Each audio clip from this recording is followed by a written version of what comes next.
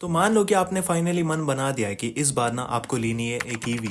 और अगर आपका बजट लगभग 10 to 15 lakhs के बीच में, तो टाटा की तरफ से आपके लिए काफी एक बेस्ट ऑप्शन बच जाते हैं, that is the Tiago EV and the Punch EV. अभी दोनों के बीच में प्राइस डिफरेंस काफी ज्यादा है। लाइक आपकी जो टाटा टियागो ईवी है ना, इट इज वेरी सस्ती कंपेयर टू दी टाटा पंच, जैसे कि आप देख सकते हो।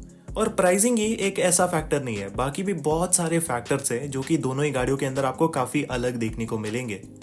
तो उन सभी फैक्टर्स के बारे में मैं आपको बताने वाला हूँ इस वीडियो के अंदर, और साथ में पूरा डिटेल में कंपेयर करेंगे दोनों को, और इनमें से आपके लिए कौन सी वैल्यू फॉर मनी रहेंगी इसके बारे में हम जानेंगे। तो चलिए सबसे पहले डिफरेंस के बारे में बात कर लेते हैं, that is the architecture. So in terms of architecture, आपकी जो पंच ईवी है ना, वो बनी है on the Tatas pure EV architecture, जिसको रिसेंटली लॉन्च किया था टाटा ने। एंड टाटा मोटर्स क्लेम करती है कि इस आर्किटेक्चर में आपको बेटर रिलायबिलिटी मिलेगी, बेटर रोबस्टनेस मिलेगी because of better water proofing and dust proofing, जिसकी वजह से आप इसको किसी भी टेरेन्स में, किसी भी रोड कंडीशंस के अंदर चला सकती।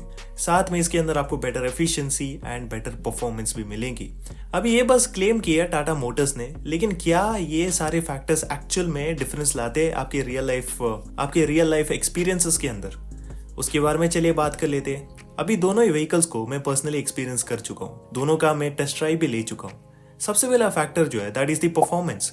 सो परफॉर्मेंस वाइज ऑब्वियसली आपकी जो पंच ईवी है ना, उसका लॉन्ग रेंज वेरिएंट अगर आप लेते हो, it is way better compare to the Tata Tiago, because ज़्यादा टॉर्क एंड ज़्यादा पावर आपको मिलती है ऑन पेपर। और ये जो पावर एंड टॉर्क है ना, ये रियल लाइफ के अंदर भी रिफ्लेक्ट करती है जब आप इसको किसी भी रोड कंडीशन में ड्राइव करेंगे तो। बट इस कंपैरिजन को फेयर रखने के लिए मैं इसका लॉन्ग रेंज वेरिएंट के बारे में ज़्यादा बात नहीं करने वाला, बिकॉज इसकी स्टार्टिंग प्राइस ही लगभग 13 लाख से होती है। Let's talk about the Punch EV का medium range variant. So Punch EV medium range variant और टाटा टियागो का long range variant same price bracket में आता है, एंड इवन आपको ऑन पेपर स्पेसिफिकेशन भी काफ़ी सिमिलर देखने को मिलेंगे। इनफैक्ट जो पावर एंड टॉप फिगर्स है that is also very much similar, जिसकी वजह से मुझे तो पर्सनली कोई भी डिफरेंस फील नहीं हुआ। अब ये जो दोनों वेरिएंट्स है, ये मेरे फ्रेंड एंड रिलेटिव के पास अवेलेबल है, तो मैंने दोनों ही व्हीकल्स को डिफरेंट रोड कंडीशन में, स्पेशली हिली रीजन के अंदर चलाया था। सो मुझे तो परफॉर्मेंस के हिसाब से दोनों के अंदर कमी फील नहीं हुई। Like in the sports mode both feel like a beast, and और नॉर्मल मोड का यूज करके आप ज्यादातर रोड कंडीशंस में इसको विदाउट एनी इश्यूज चला सकते हो, even with the AC on. तो ये था सबसे पहला फैक्टर। सेकंड जो फैक्टर है दैट इज द रेंज। तो रेंज के हिसाब से क्या ये आर्किटेक्चर वाली बात सच निकलती है, तो चलिए बात कर लेते हैं इसके बारे में। अभी रेंज के बारे में बताना थोड़ा सा कॉम्प्लेक्स है, क्योंकि दोनों ही व्हीकल्स के अंदर आपको दो वेरिएंट्स मिल जाते हैं। तो सबसे पहले पंच के बारे में बात करो तो पंच का जो लॉन्ग रेंज वाला वेरिएंट है, उसकी जो क्लेम रेंज है that is around 421 kilometres, which is quite impressive for this price range.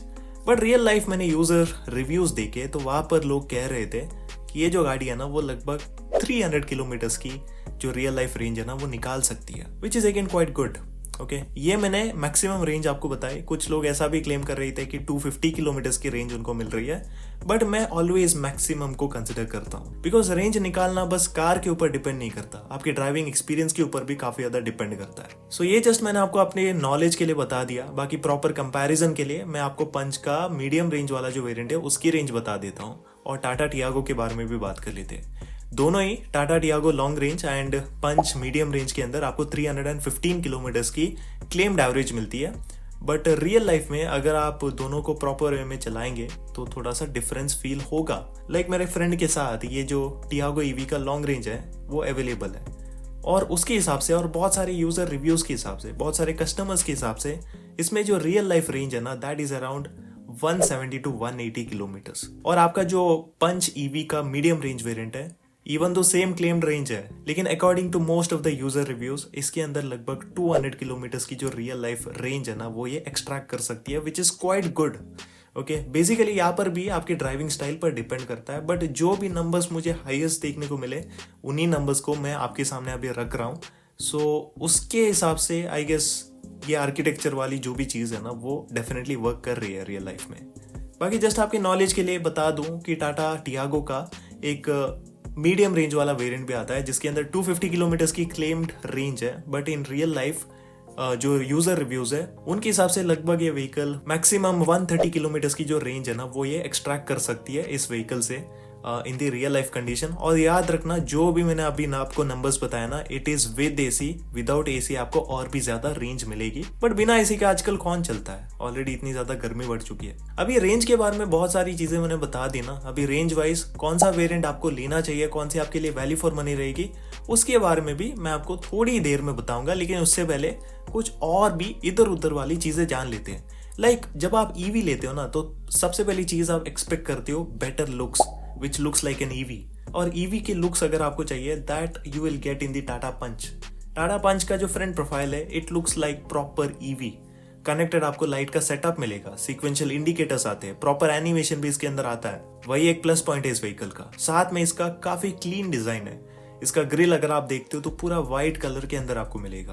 Bumper भी इसका काफी ज्यादा एरोडायनेमिक है with the strip design which looks absolutely futuristic and modern. और वही आपकी जो टाटा टियागो है, it looks very dated. I mean इसमें और इसके पेट्रोल वर्जन में ज्यादा कोई फर्क नहीं है। थोड़ा सा बम्पर में इन लोगों ने थोड़ा अलग ट्रीटमेंट देने की कोशिश की है, बट अपार्ट फ्रॉम दैट इसमें कुछ खास बात आपको देखने को नहीं मिलेगी। लगभग 10-11 लाख रुपए आप लगा रहे हो, तो आप एक्सपेक्ट करते हो कि थोड़ा सा तो ट्विक्स इसमें होना चाहिए था। बेटर इसमें लाइट्स यूज किया जा सकता था, एलईडी का सेटअप दिया जा सकता था, बट अनफॉर्चुनेटली आपको इसमें एलईडी लैंप्स भी नहीं मिलते, which is again available in the Tata Punch. So यहाँ पर थोड़ा सा मुझे डिसअपॉइंटिंग लगा टाटा टियागो के अंदर। इवन जो इंटीरियर है उसके हिसाब से भी आप देख सकते हो, टाटा टियागो ईवी का जो इंटीरियर है ना, it looks very identical to Tiago petrol. अभी आइडेंटिकल होने में कोई दिक्कत नहीं है, बट आपकी जो टियागो पेट्रोल है ना, वो बहुत ही पहले लॉन्च हुई थी इन दी 2016। उसके ऑनवर्ड्स इन लोगों ने कोई भी अपडेट नहीं किया इस गाड़ी के अंदर। तो ओवरऑल जो स्टाइलिंग है ना, वो आपको उस टाइम पीरियड के हिसाब से मिलेगी, विच जस्ट लुक्स आउटडेटेड इन 2024। तो इसको डेफिनेटली थोड़ा सा अपडेट करना चाहिए था टाटा मोटर्स को, because it just looks very outdated. वही आपकी जो टाटा पंच है ना, उसका भी इंटीरियर आपको सेम ही मिलेगा like the Tata Punch petrol. But again आपकी जो टाटा पंच पेट्रोल है ना, वो 2021 में आई थी, और इसका इंटीरियर अभी भी काफी ज्यादा सही लगता है। It doesn't look outdated. And on top of that थोड़ा सा ट्विक्स इन लोगों ने कर दिया, लाइक एसी वेंट्स के अंदर थोड़ा सा अलग ट्रीटमेंट दे दिया, which makes it look pretty good. Even जो स्टीयरिंग व्हील है वो भी आपको डिजिटल टाटा लोगो के साथ मिलता है, जो कि अगेन काफी एक मॉडर्न फील देगा compare to your normal traditional Tata Punch petrol version. और साथ में अगर आप इसका हायर वेरिएंट लेते हो, एटलीस्ट आपको वहां पर ऑप्शन तो मिलता है 10 इंचेस का कंप्लीट एक डिजिटल इंस्ट्रूमेंट क्लस्टर हो, एक बढ़िया सा 10.25 इंचेस का इंफोटेनमेंट सिस्टम हो, which is completely missing in the Tata Tiago. So that is why अगर आपको एक मॉडर्न फील चाहिए, बेटर गुड टू हैव चीजें चाहिए, then Punch just feels a lot more better compare to the Tiago EV. Even कुछ और भी चीजें, लाइक अगर आपको ऑफ रोडिंग वगैरह करनी है, नॉर्मल अगर आप थोड़े पॉट होल्स में इन जैसे रोड्स में चलाने के बारे में सोच रहे हो, then Tata Tiago just won't perform very good, because इसके अंदर मिलता है काफी कम ground clearance. That is around 166 mm का ग्राउंड क्लियरेंस, जो कि बिल्कुल ही अनसूटेबल है for these type of roads. और आपकी जो टाटा पंच है ना, उसमें आपको मिलता है लगभग 190 mm का ग्राउंड क्लियरेंस। तो इस गाड़ी को आप आराम से चला सकते हो in these type of terrains. And even पानी वाले रोड्स में भी अगर आप इसको चलाएंगे तो कोई दिक्कत नहीं होगी। तो ये एक मेन डिफरेंस है दोनों ही गाड़ियों के बीच में। हालांकि दोनों में आपको सस्पेंशन काफी बढ़िया मिलेगा, एंड सस्पेंशन का जो सेटअप है ना, both are very similar, neither very soft neither very hard. तो राइड क्वालिटी आपको सिमिलर ही मिलेगी। बाकी स्पेस एंड कंफर्ट के हिसाब से आई डोंट थिंक कि कोई डिफरेंस है। इवन दो आपकी टाटा पंच बड़ी लगती है बाहर से, लेकिन स्पेस आपको दोनों में काफी इनफ मिलेगा अंदर की तरफ। Leg room and knee room wise, even head room wise, both are very good. And दोनों 5 सीटर हो सकते हैं, लेकिन 4 एडल्ट्स और एक बच्चा जो है वही कंफर्टेबल होकर बैठ पाएगा दोनों ही व्हीकल्स के अंदर। बाकी कंफर्ट वाइज सीटिंग पोस्चर थोड़ा अलग है। पंच के अंदर थोड़ी हायर सीटिंग कमांडिंग पोजीशन आपको मिलेगा, टियागो के अंदर थोड़ी लोअर एंड स्पोर्टी सीटिंग आता है। So that depends upon you कि आपको किस टाइप की सीटिंग चाहिए। लेकिन एक ऐसा डिपार्टमेंट है जहां पर टाटा टियागो एक्चुअल में स्टैंड आउट करता है पंच से, that is overall driving dynamics. Driving dynamics wise Tiago का कोई भी थोड़ नहीं है। इसमें आपको काफी बढ़िया हाई स्पीड स्टेबिलिटी मिलेगी। लाइक अगर आप इस गाड़ी को 120 की स्पीड में भी भगाते हो, वहां पर भी अगर आप इसमें टर्न्स मारने की कोशिश करेंगे, it just feels very stable. बिल्कुल ही रोड से चिपक कर चलती है, और आपको किसी भी तरह की अननेसेसरी बॉडी रोल्स वगैरह फील नहीं होते। वेराज आपकी जो टाटा पंच है, उसके अंदर डायमेंशन थोड़े अलग मिलते हैं। लाइक आपको हाइट ज्यादा मिलेगी, ग्राउंड क्लियरेंस भी ज्यादा है, because of which high speed के अंदर अगर आप सडन टर्न्स लेते हो तो वहां पर बॉडी रोल इसमें बहुत ज्यादा एविडेंट फील हो सकता है। दिस इज समथिंग जो कि मैंने पर्सनली एक्सपीरियंस किया था, आप भी इसको एक्सपीरियंस कर सकते हो। एंड अगर आपको कमाल की ड्राइविंग डायनेमिक्स चाहिए, then Tata Tiago is something which you are going to like a lot. But मुझे नहीं लगता कि ईवी लेने के बाद आप बहुत ज़्यादा तेज भी चलाने वाले हो, because of course there will be some sort of range anxiety, isn't it. बाकी हाँ, फीचर्स के बारे में बात करूँ तो पंच के अंदर ऑब्वियसली आपको ज़्यादा फीचर्स मिलेंगे compare to the Tata Tiago, but again price bracket को कंसिडर करते हुए मैं यहाँ पर ना थोड़ा सा फेयर कंपैरिजन करना चाहूँगा। लाइक अगर आप टाटा टियागो का top of the line variant लेते हो, that is the XZ plus tech, उसकी प्राइस आपको लगभग 11.36 लाख से लेकर 11.89 लाख के आसपास पड़ेगी। और वहाँ पर ना जो फीचर्स आपको मिलते हैं वो सेम फीचर्स आपको टाटा पंच ईवी के एडवेंचर वेरिएंट के अंदर भी मिलेगा, जिसकी प्राइस ऑलमोस्ट सिमिलर है as of the Tata Tiago का top of the line variant.